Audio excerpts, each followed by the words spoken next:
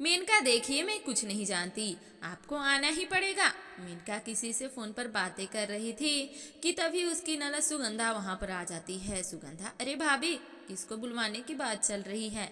मेनका यूं अचानक सुगंधा को सामने खड़ी देख हैरान हो गई। डरकर उसने फोन कट कर दिया और फोन बेड पर रखकर वॉशरूम के अंदर चली गई। सुगंधा, ऐसी कौन सी बात हो गई जिसे डरकर भाभी बाथरूम में चली गई? तभी सुगंधा की नज़र फोन पर पड़ी। उसने कॉल हिस्ट्री चेक की तो उसको पता लगा कि वो उसके ही मंगेतर निहाल से बात कर रही थी। सुगंधा, भाभी निहाल से आखिर क्या बात कर रही थी? आने दो बाहर, पूछती हूँ। थोड़ी देर बाद खुद को हुस्न की परी समझने वाली मेनका बाथरूम से बाहर आ गई। बाहर आते ही सुगंधा ने उससे पूछा, सुगंधा भाभी, आप मेरे मंगेतर से फोन पर बात कर रही थी? मेनका ने हड़बड़ाते हुए कहा, हाँ क्यों, मैं तेरे मंगेतर से बात नहीं कर सकती क्या? सुगंधा, क्यों नहीं भाभी, आप निहाल से बात कर सकती हैं, लेकिन आप उन्हें बुलवाने की बात कर रही थी, ये कुछ मुझे समझ नहीं आया। मेनका ने बात को घुमाते हुए कहा, बात दरअसल ऐसी थी कि निहाल के घर वाले मुझे आज शाम को देखने आने वाले थे और वो हर कह रहे थे कि मेरे माँ बाप जिस भी लड़की को पसंद कर देंगे, मैं उससे शादी कर लूँगा। सुगंधा, वैसे भाभी निहाल की बात बिल्कुल सही है। खैर, शाम को निहाल का परिवार सुगंधा को देखने आया। सुगंधा किचन में चाय बना रही थी कि तभी वहाँ पर उसकी भाभी मेनका आ गई। मेनका, अरे मेरी प्यारी ननद, तुझे देखने लड़का आया है, तू जल्दी से बाहर तैयार हो जा, तब तक मैं चाय बना देती हूँ। सुगंधा, थैंक यू भाभी, लेकिन चाय लेकर मैं ही जाऊंगी। सुगंधा तैयार होकर अपने कमरे से चली आई और मेनका ने चाय में बेहोशी की दवा डाल दी, वो भी सिर्फ एक कप में, और वो कप उससे आगे रखा ताकि निहाल वही कप उठा ले। सुगंधा, क्या बात है सुगंधा, तुझे देखते ही निहाल बेहोश हो जाएगा, देख लेना। ये लो चाय, नाश्ता लेकर जाओ, पर ध्यान रहे सबसे पहले निहाल को ही चाय देना। सुगंधा ने वैसा ही किया। सुगंधा के पिता, खन्ना साहब, ये हमारी बेटी है जिसकी फोटो पंडित जी ने आपको दिखाई है। यह निहाल चाहे तो अकेले में जाकर बातें कर सकता है। खन्ना साहब, हाँ बेटा निहाल, जाओ सुगंधा से अकेले बातें कर लो। चाय पीते पीते निहाल को थोड़ा सा सुरूर चढ़ने लगा। निहाल, अरे नहीं नहीं, मुझे कोई बात नहीं करनी। अगर आप सभी को रिश्ता मंजूर है तो मुझे भी मंजूर है। अगर आप सभी को रिश्ता मंजूर है तो मुझे क्या एतराज हो सकती है?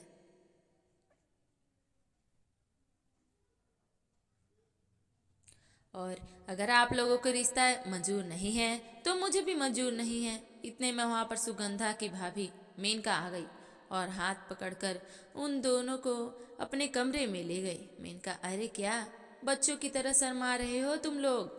अब तुम दोनों की चुपचाप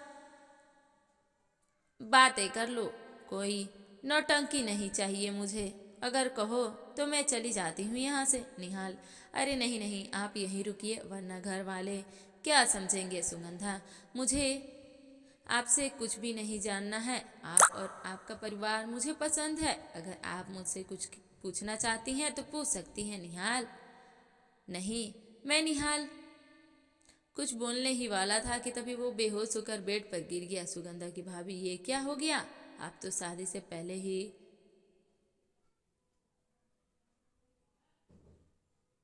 नर्स रह चुकी है ना, जल्दी देखिए, मैं भैया को बुलाकर लाती हूँ। मेनका, किसी को कुछ बताने की ज़रूरत नहीं है, बस थोड़ा सा स्ट्रेस होने की वजह से ये बेहोश हो गए हैं। तुम ऐसा करो, चुपचाप से पानी लेकर आओ, तब तक मैं इसे देखती हूँ। सुगंधा चुपके से पानी लेने जाती है। इधर मेनका ने निहाल को अपने गले से लगा लिया। थोड़ी देर के बाद जैसे ही सुगंधा आती है, मेनका निहाल से अलग हो जाती है। सुगंधा, ये लीजिए भाभी पानी। मेनका ने निहाल के मुंह पर पानी डाला जिससे उसे होश आ गया। मेनका,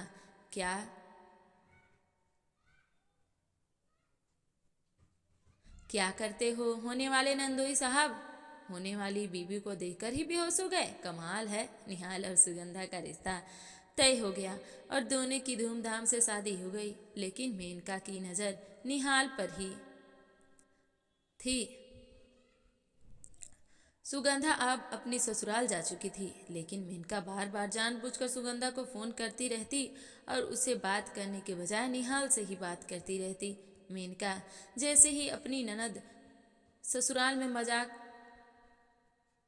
मज़ा आ रहा है या नहीं? सुगंधा भाभी, निहाल बहुत अच्छे इंसान हैं, इनका परिवार भी बहुत अच्छा है, मुझे यहाँ पर घर की कमी महसूस नहीं हो रही होती। मेनका, ये तो बहुत अच्छी बात है। इसी बात पर मेरी बात नंदोई जी से करवाओ, जरा उनकी भी खबर लेती हूँ। सुगंधा, हाँ हाँ अभी करवाती हूँ भाभी। सुगंधा ने फ़ोन निहाल को दे दिया। अब मेनका का ये रोज का हो गया था। वो सुगंधा को फ़ोन करती लेकिन घंटों निहाल से बातें किया करती। एक रोज़ मेनका ने अपनी सासू माँ और पति के यहाँ, सासू माँ 6 महीने हो गए, आपको अपनी बेटी की याद नहीं आती और आप दिन भर काम में बिजी रहती हैं, आपको अपनी बहन की याद नहीं आती। हम लड़कियों के साथ यही होता है, शादी होने के बाद मायके वाले भूल ही जाते हैं। सुगंधा का पति, ये कैसी बात कर रही हो तुम? मैं भला अपनी बहन को क्यों भूलूंगा? मेनका, अरे तो अब 6 महीने होने वाले हैं, अपनी बहन और नंदोई जी को यहाँ बुलवा लो, कुछ दिन यहाँ गुजरेंगे, वो लोग को तो अच्छा लगेगा।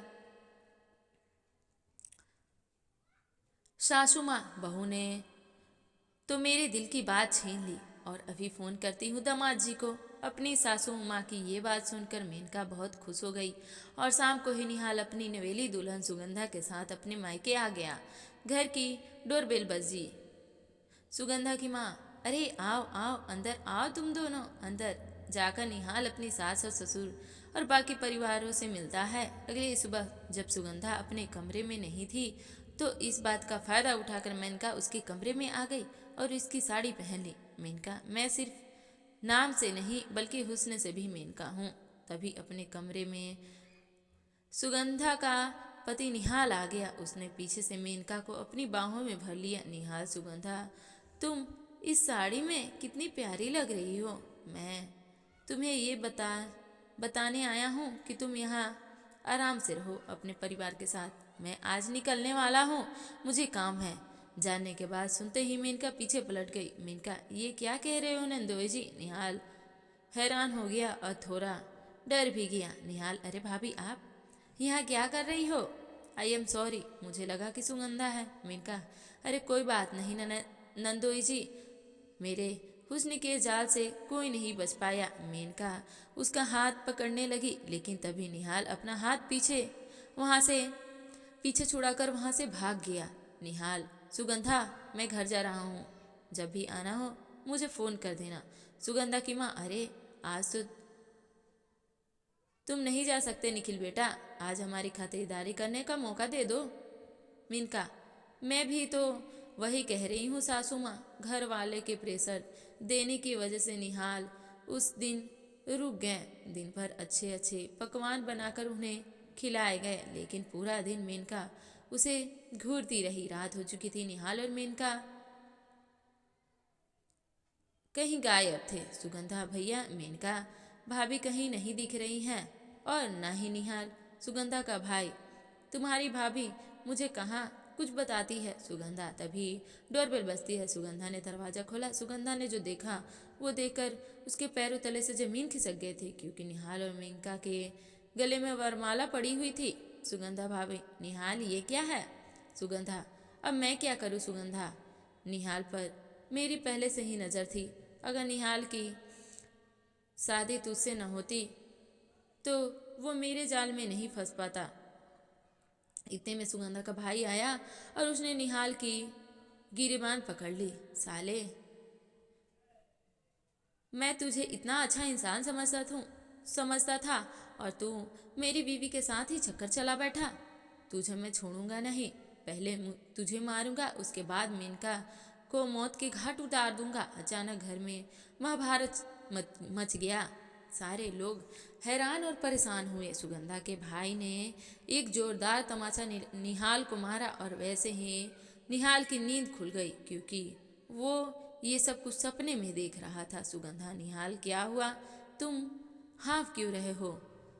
तुम्हारे चेहरे पर से पसीना क्यों टपक रहा है? कोई बुरा सपना देखा? निहाल, सुगंधा, लगता है अब मुझे तुम्हें बताना ही पड़ेगा। निहाल, क्या बात हो गई है? जो भी हो वो बता दो, परेशान मत हो। सुगंधा, ये जो तुम्हारी मेनका भाभी है ना, ये मुझ पर लाइन दिया करती हैं। जब भी देखती हैं मुझे गलत नज़रों से ही देखती हैं। इतना सुनकर ही सुगंधा हंसने लगी।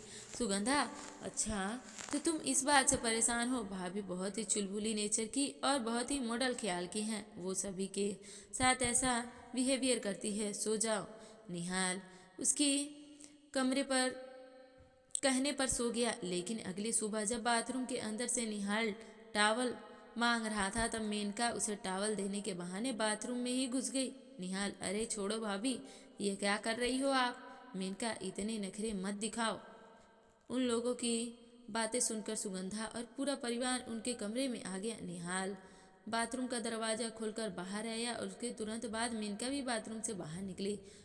सभी लोग निहाल को ही उल्टा सीधा बोलने लगे, लेकिन तभी बीच में सुगंधा आ गई। सुगंधा, बस कीजिए आप लोग, मुझे निहाल पर पूरा भरोसा है, वो ऐसा कुछ नहीं कर सकता है। सुगंधा का भाई, मुझे भी मेनका पर पूरा भरोसा है। और सुगंधा, तुम अपनी इतनी अच्छी भाभी पर डाउट कर रही हो? सुगंधा, भैया कल रात ही निहाल ने मुझे बताया था कि मेनका की उस पर बुरी नज़र है, लेकिन मैंने रात में उस बात को इग्नोर कर दिया। सुगंधा, चलो निहाल, कोई तुम्हारा भरोसा करे या ना करे, मुझे तुम पर पूरा भरोसा है। इतना कहकर सुगंधा ने अपना बैग पैक किया और निहाल के साथ वहाँ से निकल गई। मेनका, देखिए इसमें ना ही मेरी गलती है और न ही निहाल की। दामाद जी को लगा कि सुगंधा है, इसलिए उन्होंने मेरा हाथ पकड़कर अंदर खींच लिया। जैसे ही हम दोनों ने एक दूसरे का चेहरा देखा, चीख निकल गई और हम दोनों बाहर आए। उसके बाद आप लोग भी आ गए। मेनका को अपनी गलती का एहसास हो गया।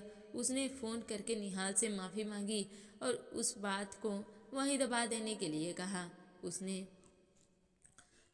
उसके बाद ना निहाल कभी यहाँ आया और ना ही मेनका कभी अपनी ननद के घर गई। तो दोस्तों, ये कहानी आप लोगों को कैसी लगी? कमेंट करके कमेंट बॉक्स में ज़रूर बताइएगा और मेरे वीडियो को एक लाइक और चैनल को भी सब्सक्राइब कर दीजिएगा। मिलते हैं नेक्स्ट वीडियो में, तब तक के लिए धन्यवाद।